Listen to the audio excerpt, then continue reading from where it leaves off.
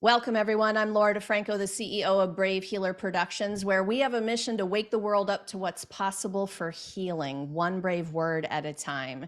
And here today to help me with that mission are the lead authors of a new book that we have coming out. This one is called Love Initiation, Learning the Language of Soul. Welcome, John Mercedes and Julianne Santini. Hey, you guys. Good Great to morning. be Hello. here. Thank you, Laura.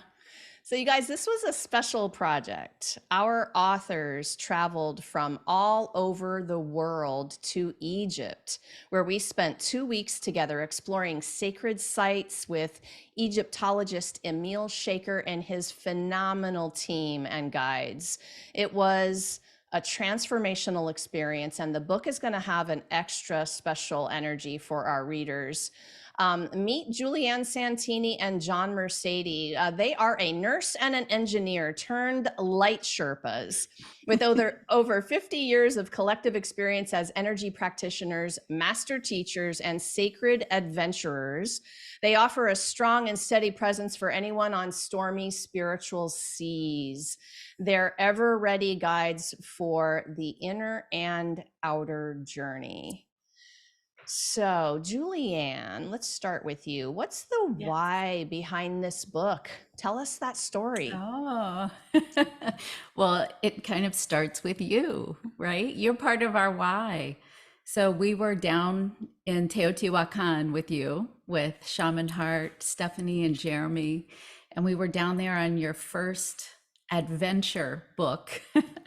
And we were writing to a sacred site, and we were asking you your why. Why do you do this?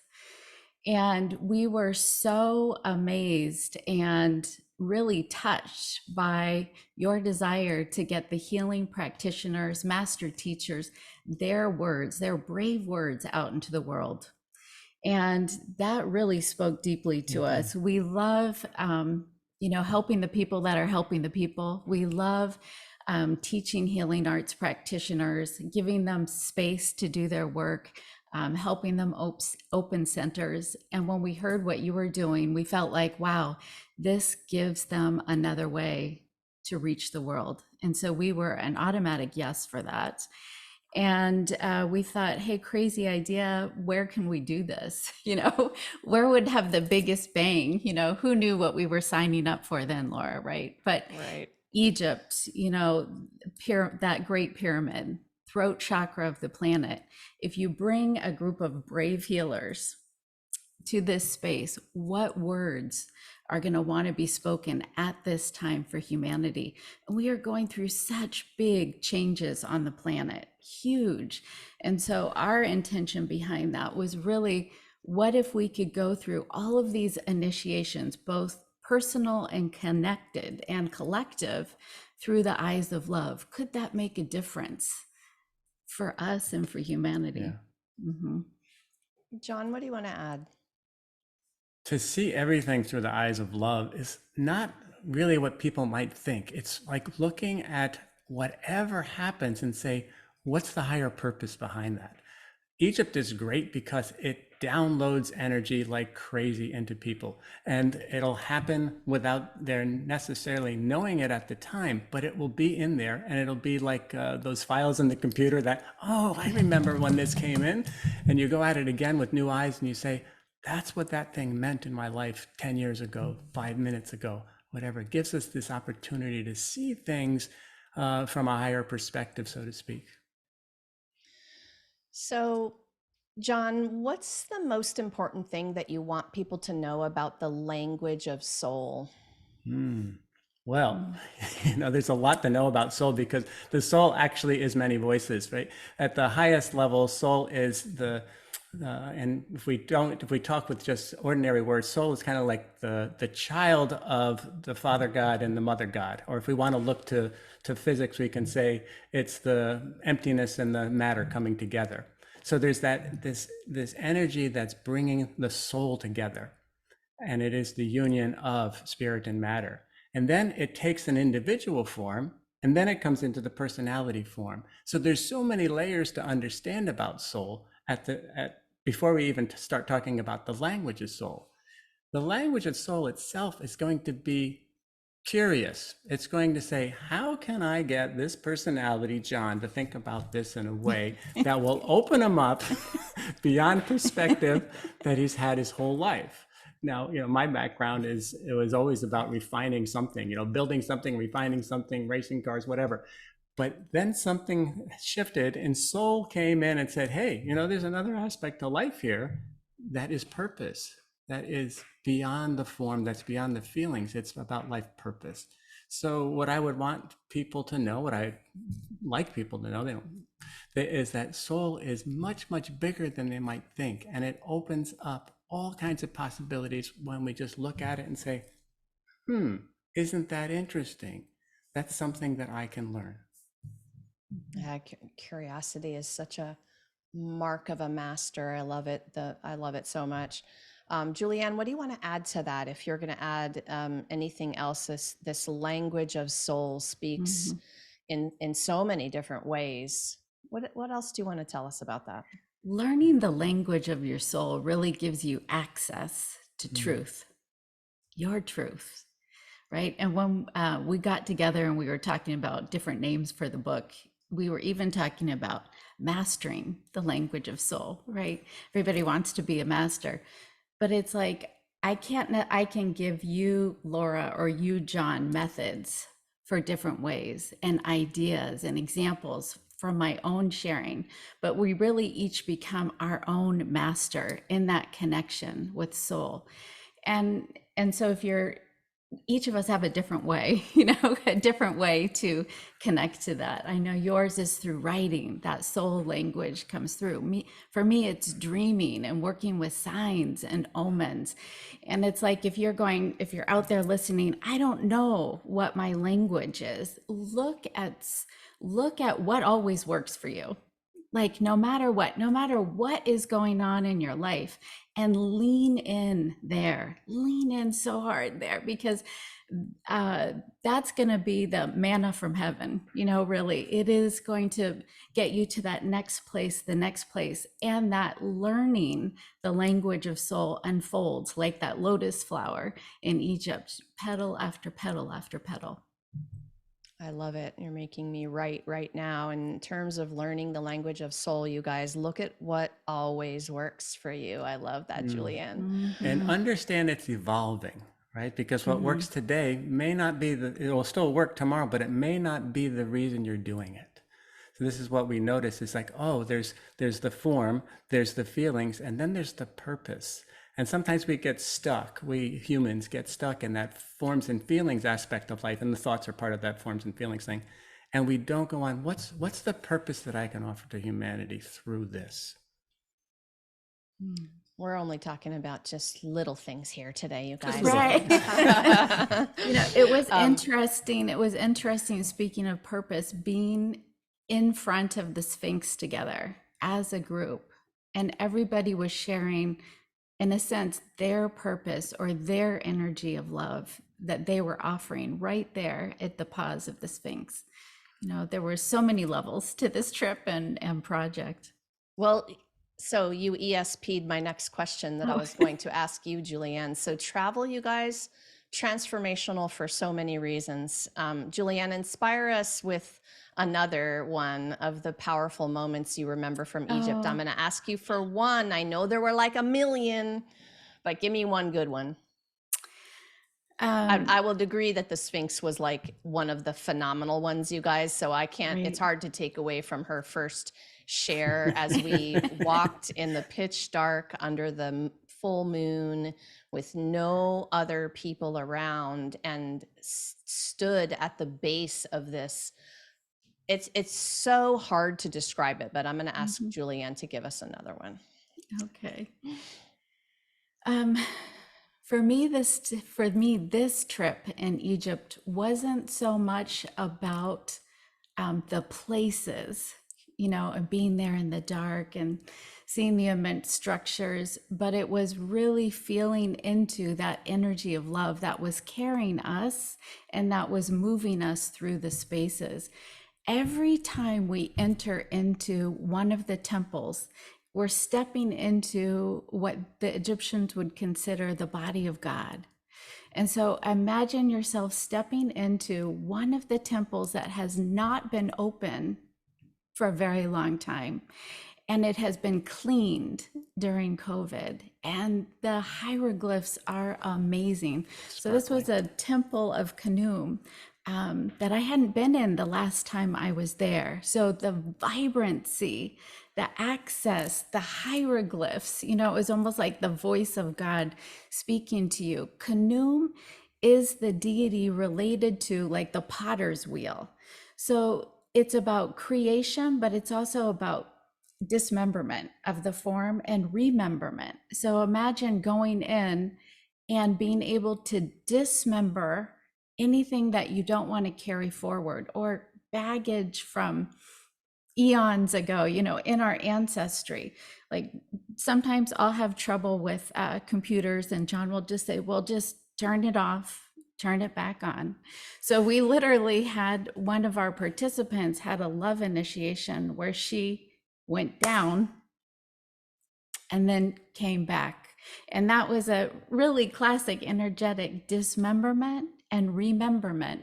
But I will always remember, let's see if I could say it without crying, the first words out of her mouth as I'm looking at her looking, and she's saying, I see everything that you guys created. She saw our dream, and she saw how everybody was connected in that dream, and then connected to all the temples in Egypt and the wave of love, all the supporters that were supporting us and all those we were supporting. It was like, it was looking at her in the body of God. She was seeing God, and I was seeing God as I was looking at her.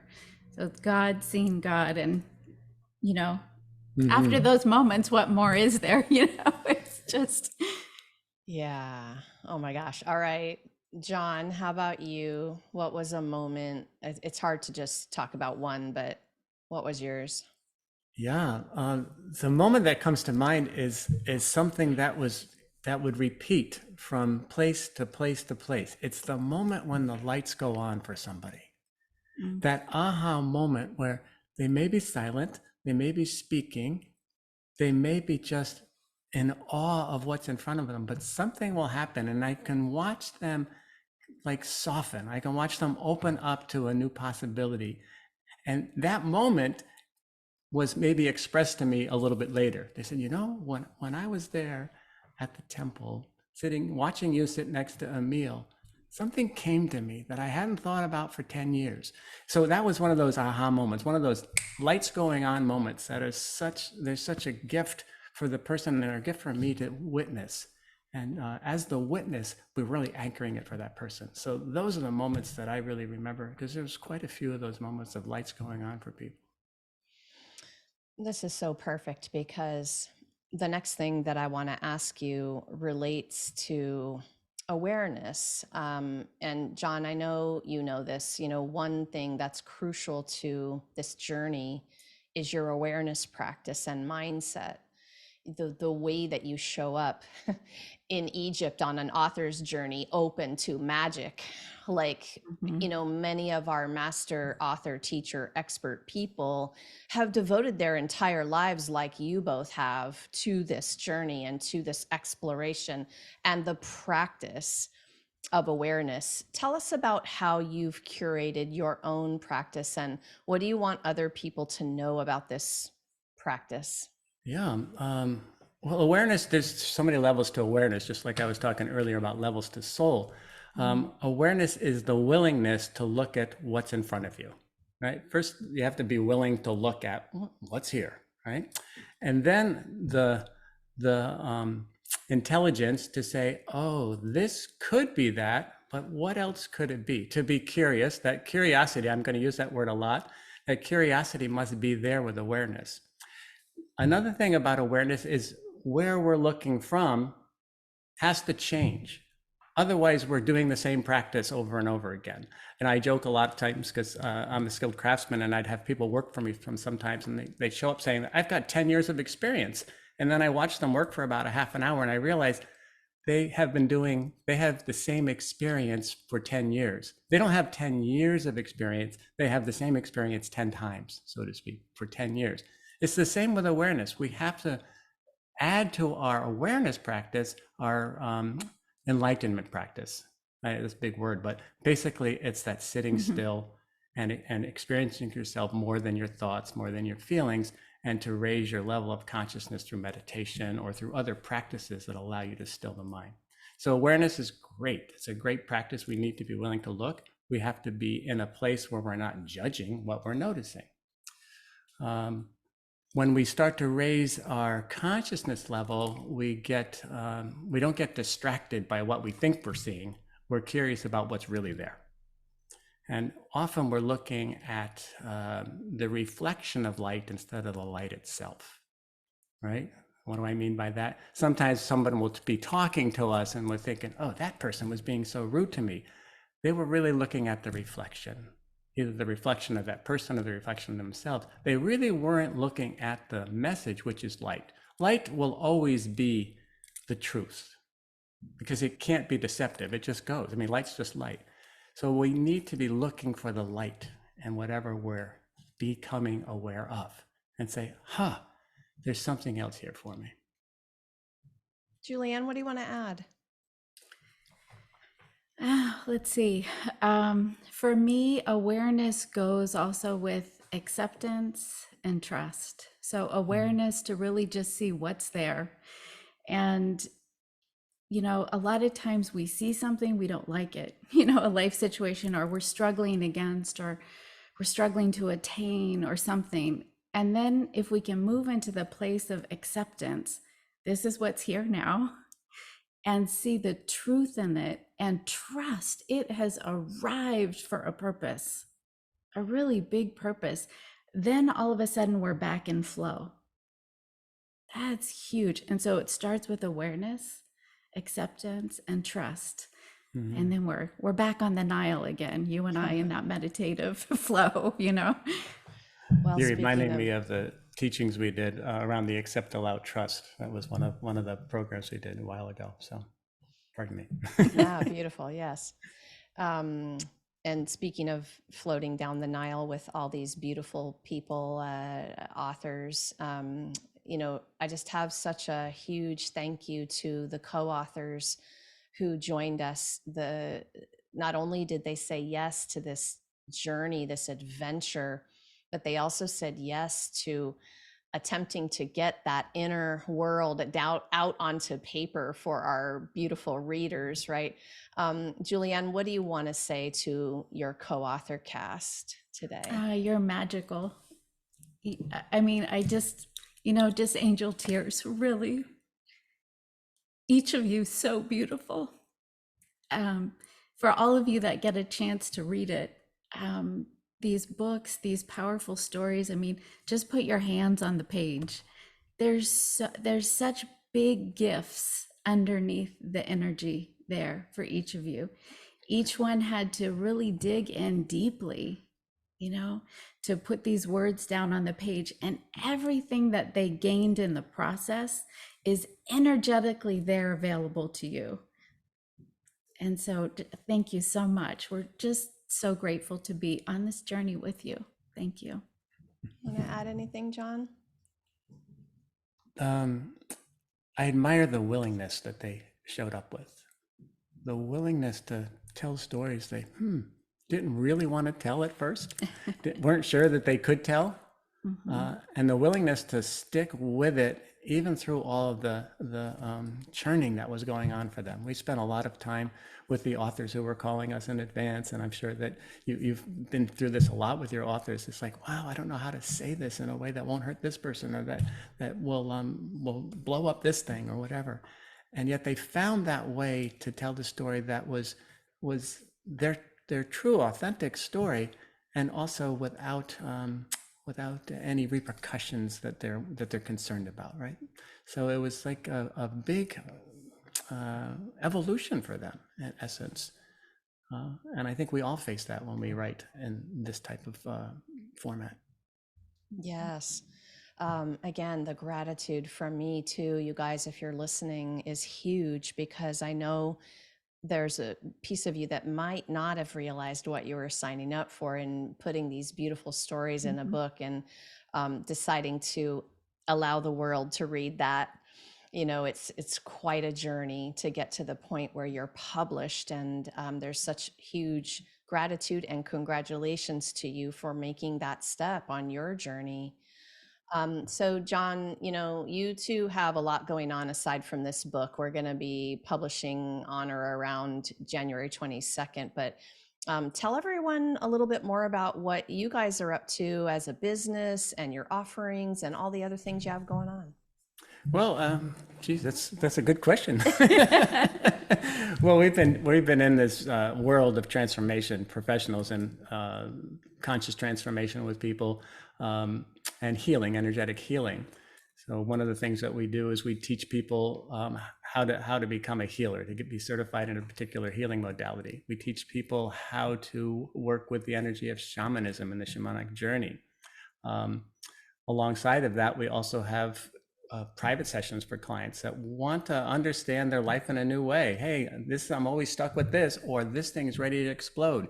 You know, we work on all ends of the spectrum in terms of helping them align their energy to their most passionate place in life. Like, what is it that you want to be when you grow up, right? I'll share my own personal story. All I wanted to know was peace. The way that my younger childhood was like, and my adolescent time was about, man, I was kind of an angry guy, and I wanted to know peace. And so I just started heading towards anything that would make me feel that peace. And we train people on how to get that same arc in their own life, how to do the work that they need to do, how to have the experiences that will support them along the way to what it is that they really want. Did he miss anything, Julianne? Do you want to add anything? um, I would say, what do you want? What do you long for? That's what we long for you. Somebody had called us a groundskeeper into Wonderland. And I said, I'll take that on. We love showing people and helping them see the wonder of energy in their own bodies. We love helping people understand the energy around them that's impacting them, helping them with their cycles. When's the best time to write a book? When's the best time to publish? There's like cycles of That's energy. true. And then the wonder of these sacred sites in this world that we're in. And a lot of that is related to our sacred travel. So lots of flavors, lots of fun. We love collaborating. We love to know what your desires are and to curate a course for you and your people, right? Well, we didn't mention meditation. We also teach meditation to people. We're both trained in different styles of meditation, and it's a big part of our practice for those that really want to understand, what does it mean, raise your consciousness? So we have ways to do that with people. Mm-hmm.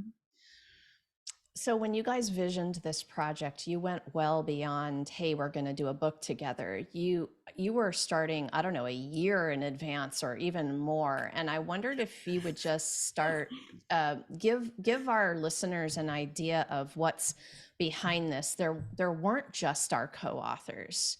There was a group of other people. I will let you talk about that. Julianne, how about you start on that one? The other people, right?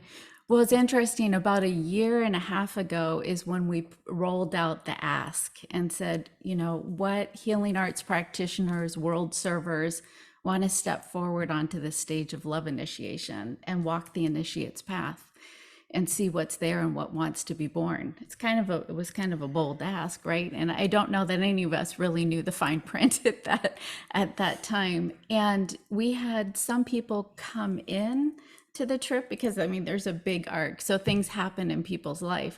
But it's interesting, when a few people stepped out, they went off and had full blown love initiations in their life. So everybody at whatever time they stepped in or stepped out affected the whole journey. And then once we had our full author cast, the energy didn't feel quite complete. And I realized that a lot of times when we do Sacred Journey, we always have a support cast. It reminds me of if you've ever done Vision Quest.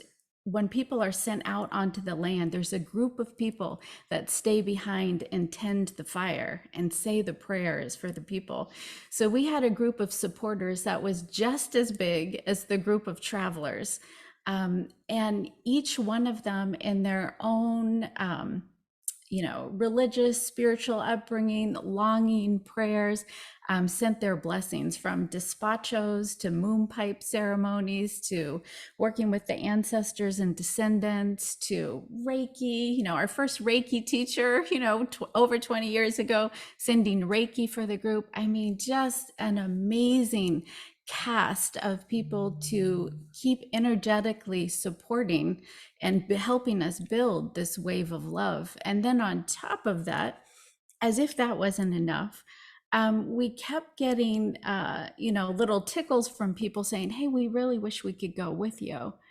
And we really feel in some ways that we are a part of this project. And John and I said, well, I think they are. How could we're really one ocean of love, right? Looking at one wave. But we said, okay, let's create a virtual program where people could get updates as to where we were all along the way. And so our group carried their names into each of the temples.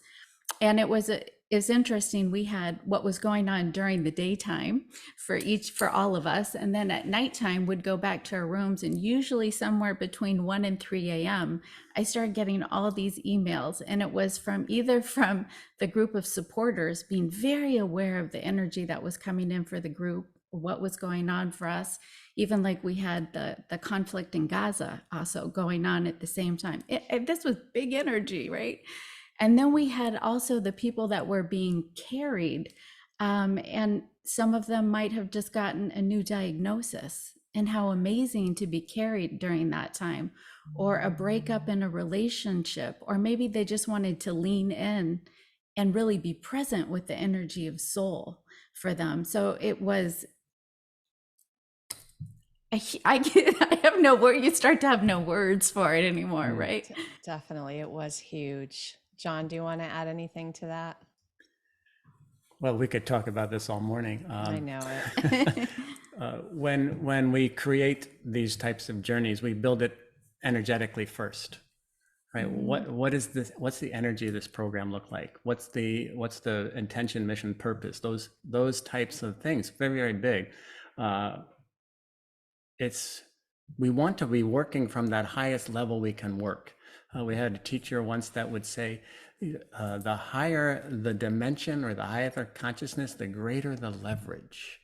This is a great phrase that he said, because when you're working with energy, you have a tremendous amount of leverage of how you can bring together a group, how you can bring together a mission that can impact way more. Like we carried, Julianne said, we carried those people. We literally carried 900 names to every site, right? And by the end of it, when we got home, more people had added their names. We had blank slips in there, so there were about 1,200 by the time we were done. Like, and you guys, they're talking about two little cinch sack carrying things. I want them to know what this was. They look little backpacks. Little backpacks. Yeah. And some days they were really light, and some days they were so heavy, right? You carried it too. So it's like this, and the energy was amazing for the whole trip. When we got to the King's Chamber, we went in ahead of the group, and the guide was bringing us up to the King's Chamber, and I'm going up behind him, and he's young, he's not carrying anything, and he's just huffing up there, and I'm following him, I'm staying with him. But man, I get up there and I'm like a little bit winded. And he goes, "Oh yeah, I'm sorry, I was going too fast." I said, "No, I'm carrying a big backpack here." He goes, "What do you mean?" I said, "I'm carrying 900 prayers." And I handed him the bag, and he goes, "Oh, I would have gone slower." I said, "No, it's not necessary." But it was like the enormity of the energy that was available for this trip was just, it really touched us that people were in. They didn't know why, but they knew they were in. And sometimes that's what listening to soul is all about. Yeah, there's something here for me. I don't know it, but I'm going in all heart, all mind, all body. And I would say that the apex really of the trip was being right at the throat chakra of the planet, which one of those places is that Great Pyramid, right? And the whole trip, it was not a lot of quote unquote teachings for example, a lot of great information from Emil and Ehab, but it was, we were teeing up the energy, teeing it up, teeing it up, teeing up. Even when we got all the way up to the Queen's chamber, it's like we were still working. We'd only had a few hours of sleep. Everyone was hot and tired. And then we get all the way up to the King's chamber and everybody's in their place. And it's like we had been, imagine every one of our souls had been preparing for this for 1.5 to some of us 2 years, and everybody in their place, and everybody could just relax in that transcendent energy and the experiences people were having. Amazing just to be in this space of pure love. And then we were there at this time right before the eclipse. So when the sun and the moon meet and there's that big ring of fire, imagine if you could take like a football, if you could encapsulate all that love we were feeling, all that goodness, and shoot it right through that ring of fire for humanity through time. I mean, that, to give you a sense of what it felt like for us up there, you know, there we were. And like to see everybody's faces leaving the pyramid and that whole next day, I mean, everybody had such a glow. That pictures, the pictures from that morning or that night, I mean, people were just floating, little angels. Oh my goodness. Love initiation, learning the language of soul. You guys, thank you so much for what you do in the world and for being here today to share it with us. Where can people come find out more about you two? Sure. We have a website, Profound Life Wellness, so www.profoundlifewellness.com. There's lots of ways to connect with us right from the website and see We what can't we're up wait. to. Awesome. You know, if so, listeners, if something we talked about today is giving you the goosebumps like me, full body goosebumps listening to these two talk about all of these things today, what I want you to know is this is way more than a book. This is a very generous community of master teachers. Drop down into the show notes because I have John and Julianne hooked up with their website and their links, and they're very generously there for you to grab your hand and take the next step on your journey. Okay. Also, remember to join us for our book launch party. That's going to be on, of course, Valentine's Day, February 14th, 10 a.m. Eastern. I have some info down below. We're going to have all of our co-authors with us of Love Initiation, and we're going to be dropping some wisdom and inspiration for you at the celebration. And if you are listening to this interview after that date, well, that just means you need to hop over to Amazon and grab your copy of Love Initiation today. Lastly, today, everyone, remember, your words change the world when you're brave enough to share them. So it is time to be brave. See you And next thank time, you, everyone. Laura, for Thank you, helping Laura. everybody else be brave enough to share their words. Thank My you for what you pleasure. do in the world. My pleasure, you guys. Thanks for being here. See you next time, everyone. Bye-bye.